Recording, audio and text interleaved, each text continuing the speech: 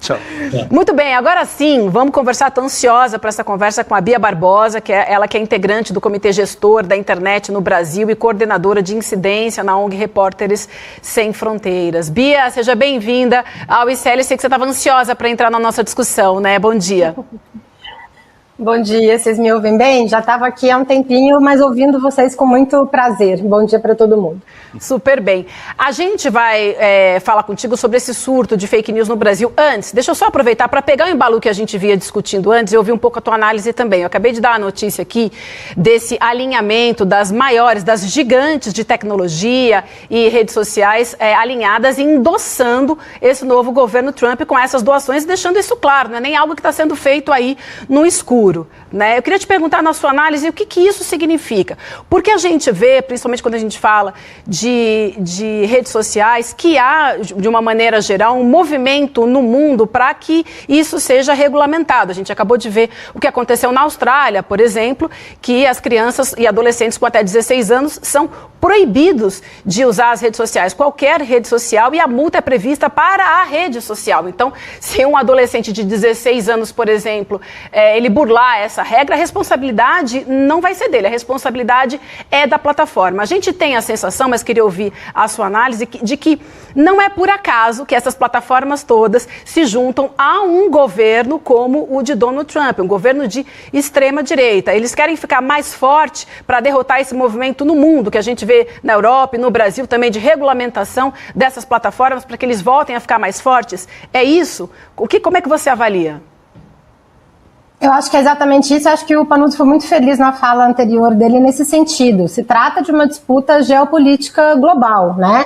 E que essas empresas vinham perdendo essa disputa no último período. Seja numa agenda de proteção de direitos de crianças e adolescentes, como você mencionou, a Austrália, os países nórdicos avançam muito em relação à proteção de crianças e adolescentes também, seja na própria questão da regulação da inteligência artificial. A União Europeia aprovou uma regulação nesse sentido que inspira muito o projeto de regulação de inteligência artificial que está sendo discutido aqui no Brasil. O Brasil lidera em relação à América Latina essa discussão, porque já tem uma lei robusta de proteção de dados pessoais aqui, já avançou, por mais que seja verdade que o projeto 2630, né, que ficou apelidado do PL das fake news, esteja engavetado na Câmara dos Deputados, é um texto que já passou pelo Senado, então o Brasil está avançando em relação a isso, conseguiu aprovar no final do ano a lei de regulação de inteligência artificial também no Senado, que agora a Câmara vai analisar com prioridade.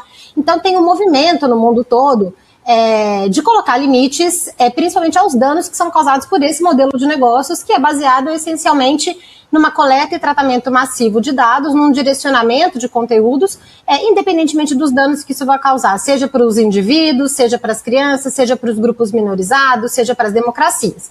Então, as plataformas iam perdendo, de alguma forma, essa disputa, não perdendo economicamente uma grande quantidade dos seus lucros bilionários, mas perdendo o espaço, perdendo a agenda, porque sempre batalharam contra qualquer iniciativa regulatória nesses diferentes países. E essas regulações vinham avançando, lideradas principalmente pela Europa, que quando aprova uma diretiva como foi a de inteligência artificial ou dos serviços digitais, é algo que vale para todo o continente e para as maiores economias do mundo. Então, se aliar ao governo dos Estados Unidos tem a ver com uma política interna, dessas empresas ficarem bem com o presidente de plantão. O Demori falou isso, se os democratas ganharem, elas vão se aliar aos democratas depois e vão fazer ajustes nas suas políticas e no seu comportamento, mas tem a ver também com se aliar a um Estado, que não à toa é um dos estados mais poderosos do mundo, para fazer frente a essa disputa. E no caso da inteligência artificial, tem um ator econômico enorme que faz essa disputa com as empresas dos Estados Unidos, que é a China, né? Então, é fundamental você ter estados aliados às empresas nesse momento, para elas terem condição de fazer essa disputa e evitar regulações. Panuzzi citou muito bem aqui como que o Google foi relevante para engavetar o PL 2630 na tramitação no Congresso Nacional. Mas a Meta foi muito ativa agora para tentar derrubar aspectos relevantes da regulação de inteligência artificial que tocavam o modelo de negócio das plataformas digitais.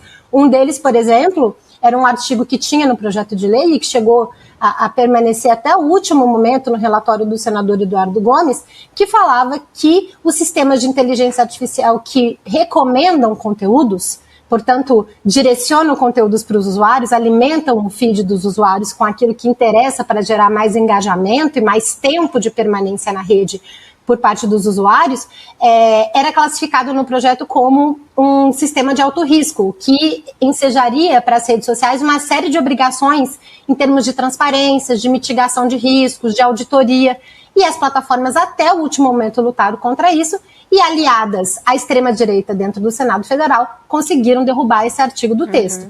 E a Meta foi muito ativa nesse processo, o Google foi muito ativo nesse processo e outras plataformas, as grandes big techs também. Então, a gente está vendo isso dentro de casa e essa é uma aliança que, sem dúvida, tem esse objetivo estratégico globalmente de barrar o avanço dessas regulações em outros países. Legal. Bia, queria muito ter te ouvido sobre isso, então por isso que eu comecei pedindo para você fazer esse comentário para a gente, mas eu queria muito entrar aqui na questão do Brasil.